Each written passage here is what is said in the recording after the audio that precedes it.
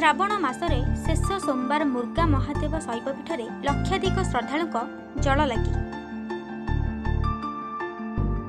ଆଜି ହେଉଛି ପବିତ୍ର ଶ୍ରାବଣ ମାସର ଶେଷ ସୋମବାର।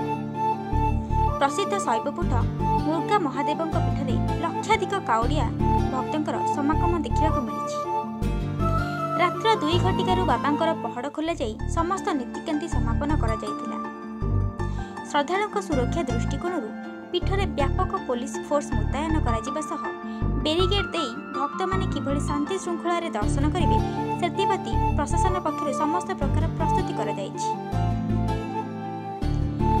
ବିଲେଇପଦା ଛକ ନିକଟରୁ ମୁର୍ଗା ମହାଦେବ ମନ୍ଦିର ଯାଏଁ ଭକ୍ତଙ୍କ ସୁବିଧା ପାଇଁ ମାଗଣା ବସ୍ ସେବା ଓ ଅନ୍ୟାନ୍ୟ ସଂସ୍ଥା ତରଫରୁ ମାଗଣା ଭୋଗ ପ୍ରସ୍ତୁତି ବ୍ୟବସ୍ଥା ହୋଇଥିବା ବେଳେ କାଉଡ଼ିଆ ନିକଟସ୍ଥ ବୈତରଣୀ ନଦୀରୁ ପାଣି ଆଣି ବାବା ମୁର୍ଗା ମହାଦେବଙ୍କ ଶ୍ରାବଣୀ ଲିଙ୍ଗରେ ଜଳାଭିଷେକ କରିଛନ୍ତି।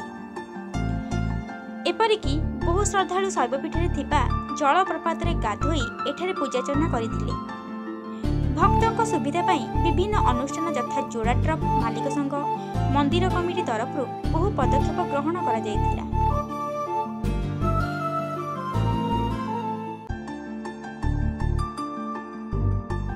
କେଉଁଝରରୁ ଜିଲ୍ଲା ପ୍ରତିନିଧି ଦାଶରଥୀ ଗିରିଙ୍କ ରିପୋର୍ଟ, ଓଡ଼ିଆ ଟୁଡେ।